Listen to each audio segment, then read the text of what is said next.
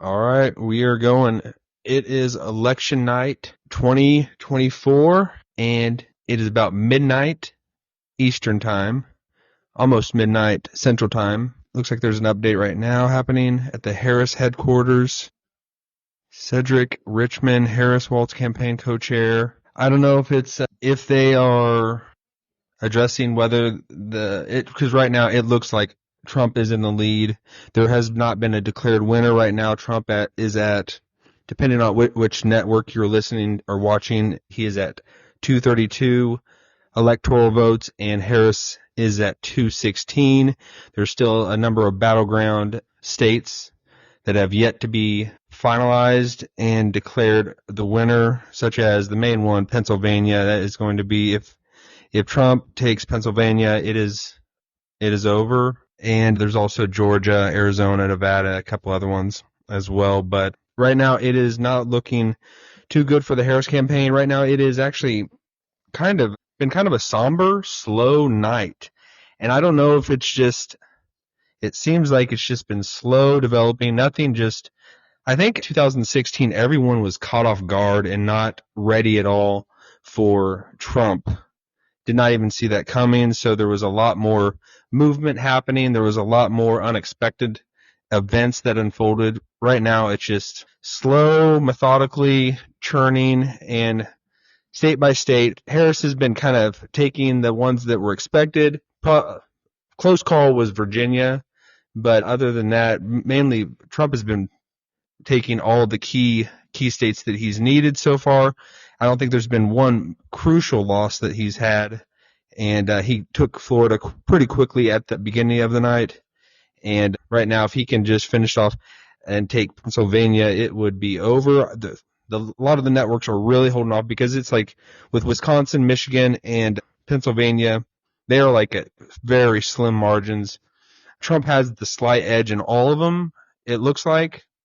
And just based on impressions from the networks and the different kind of sides, it is looking a lot more like Trump is going to win, but until it's all said and done, it's not over. So anything could happen. Definitely anything could happen. But from my point of view, it's definitely been a lot more somber of a night. Not a lot of celebration happening. And I think if Harris was in the lead, I think we would be seeing a lot more celebration. And I mean, really, when we came to this evening, I don't think anyone knew what to expect. I think from both sides there was anxiety, and there was just we were stepping into the unknown, and we are in the unknown right now because it's still not completely decided, but we are definitely getting closer by the minute.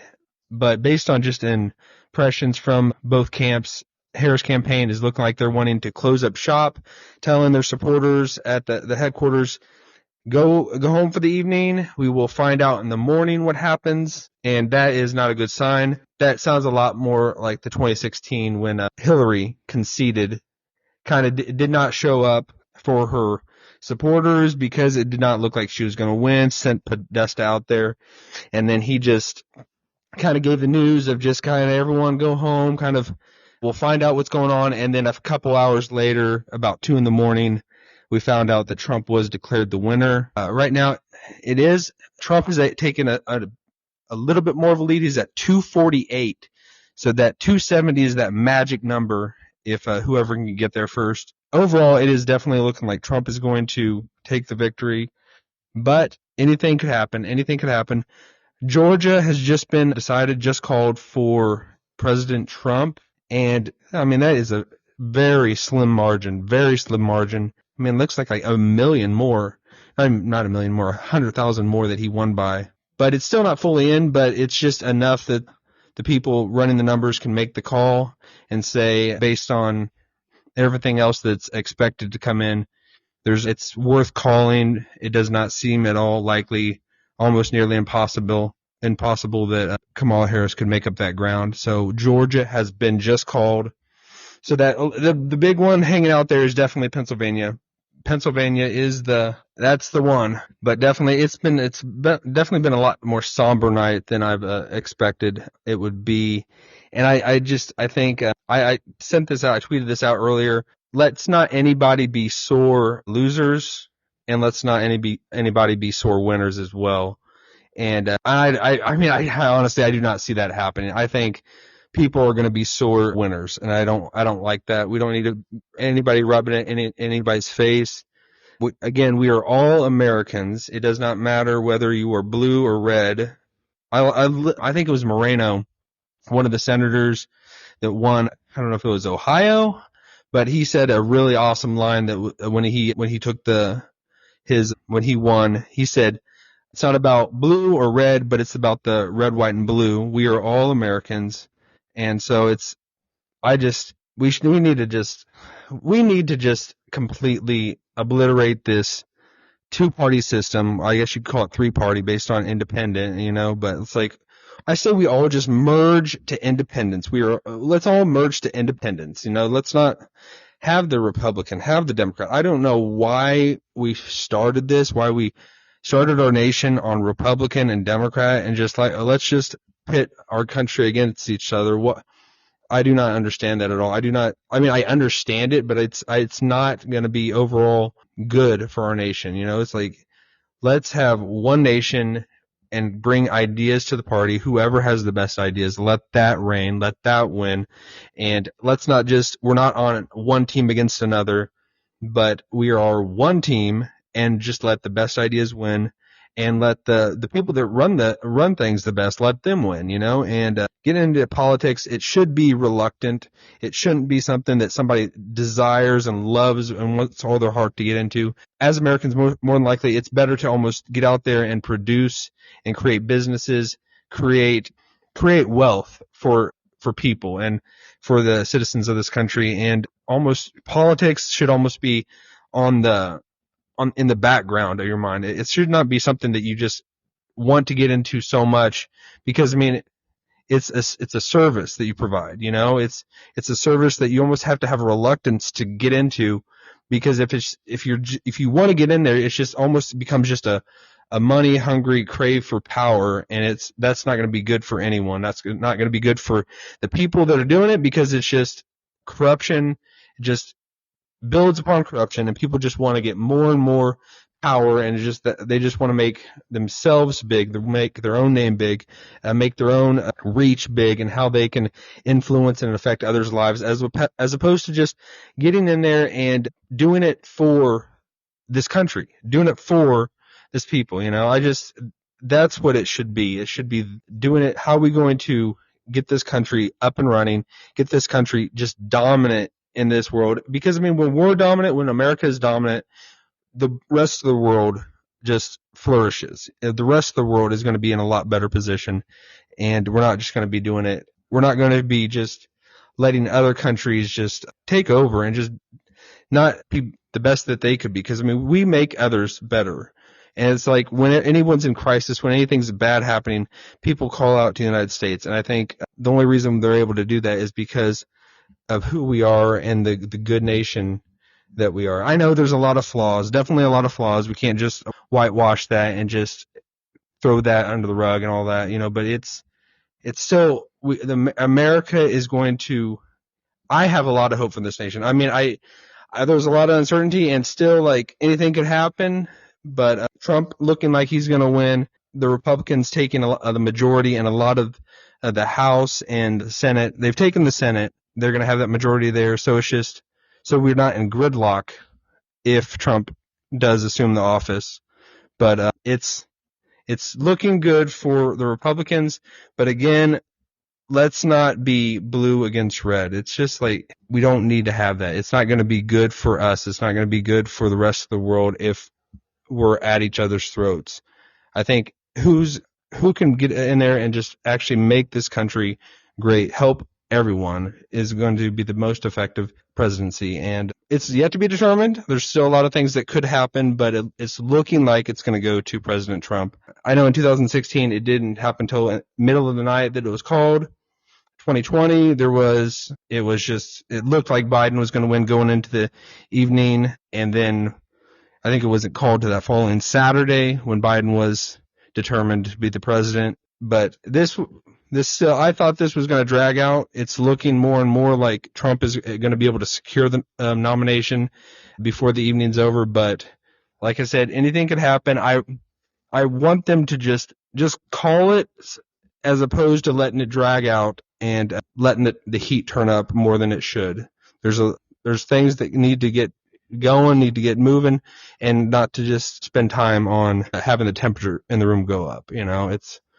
I think, but either way, whoever comes out winning, it does look like Trump's going to be it, but whoever comes out winning, whether it's Kamala, that is the correct way I've found out. That is how you say her name.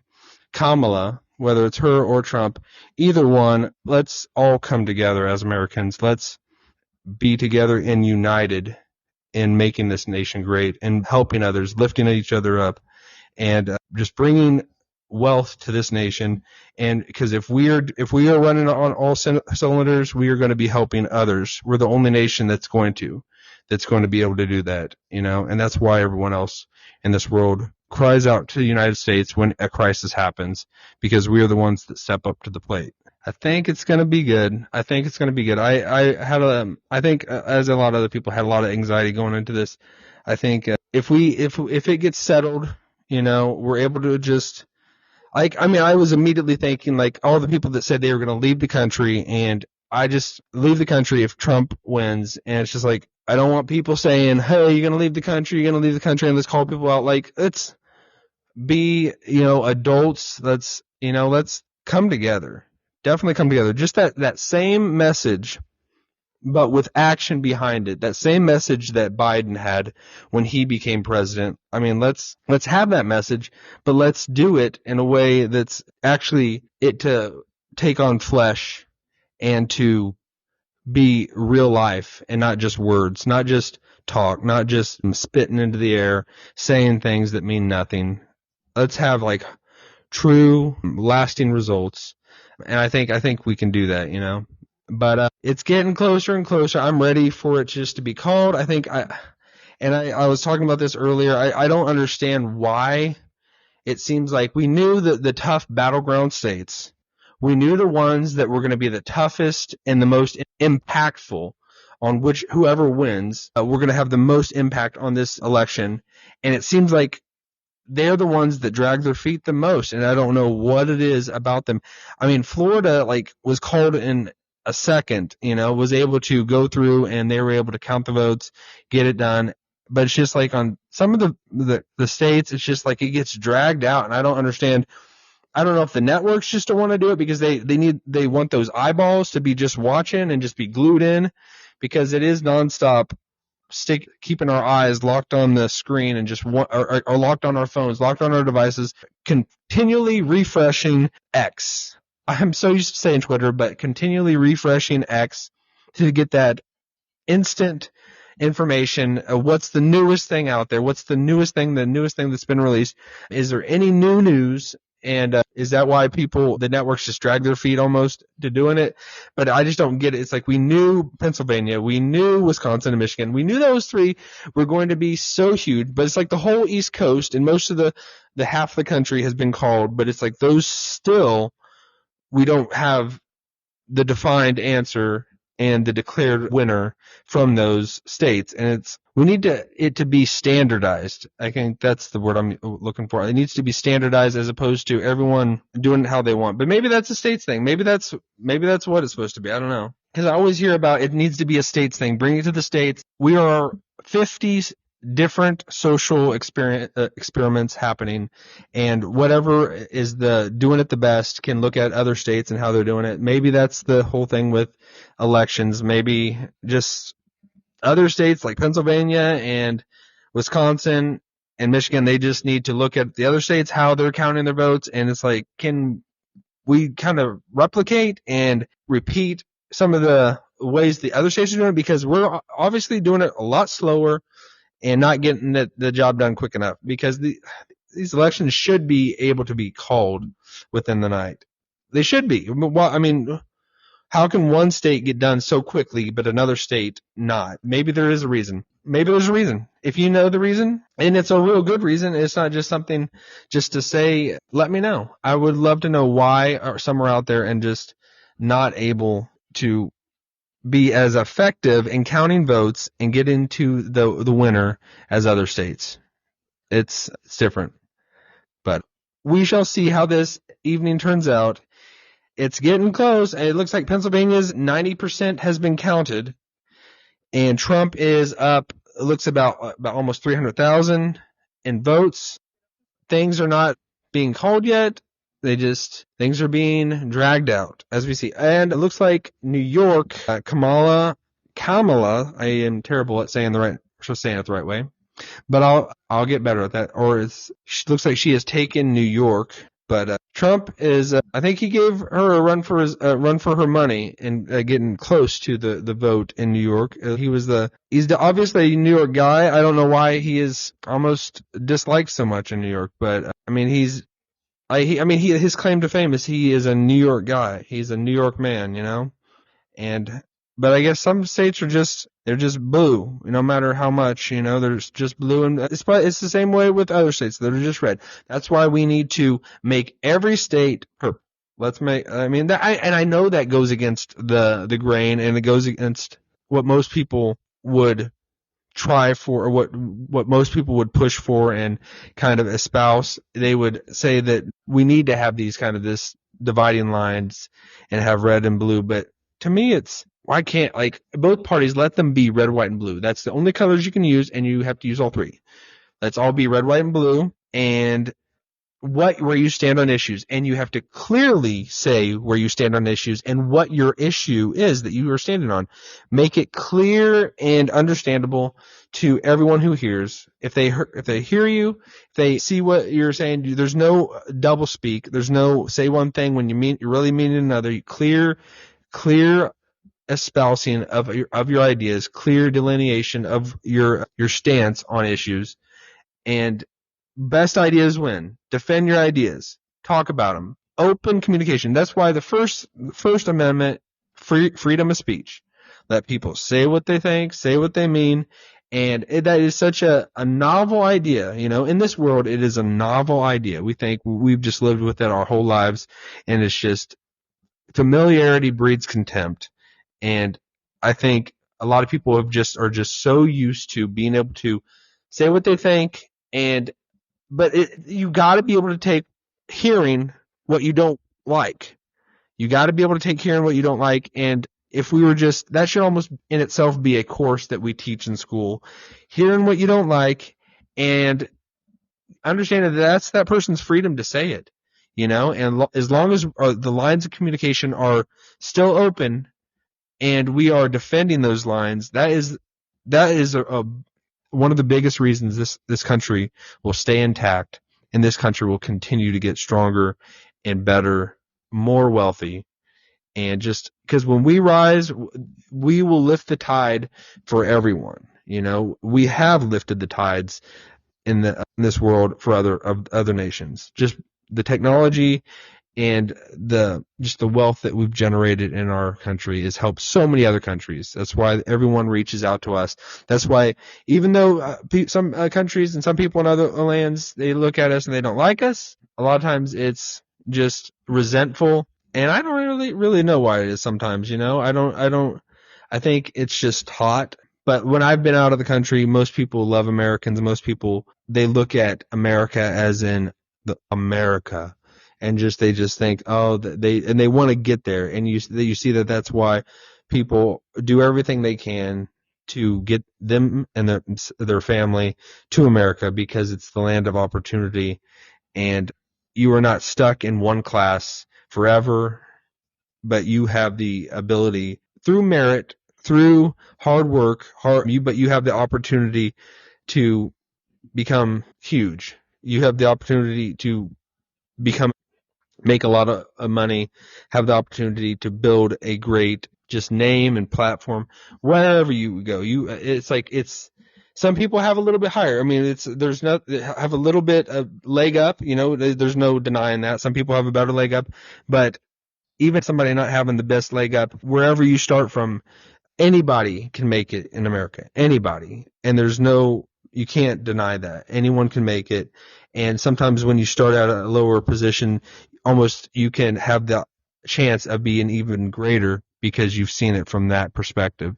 So, I mean, in America, America is amazing. It is amazing. And it's like, whenever you leave the country, there's nothing better than coming back to America. And that's a rare thing. That's a rare thing. You want to go on vacation and you want to cross the ocean, and there's a lot of amazing countries out there, but it's always great to come home. It's always great to come home. And we don't need to Americanize other countries. We don't need to get into their democratic systems and make them democracies like that. I think that's shown to fail. Let other countries be what they want to be, but let's just take care of ourselves and be smart on the relationships we have with other countries. Be smart with how other countries view us.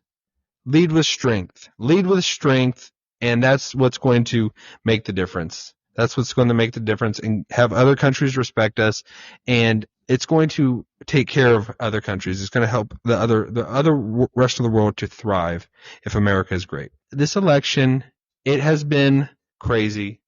It has been crazy from start to finish. There have been so many things that have happened, so many things that the whole cycle of it, and I know there are so many people out there that are ready for it to be over. You talk to anyone, they're just ready for it to be over, because I think as Americans, we don't like conflict. We naturally don't like conflict. So, but it's part of it.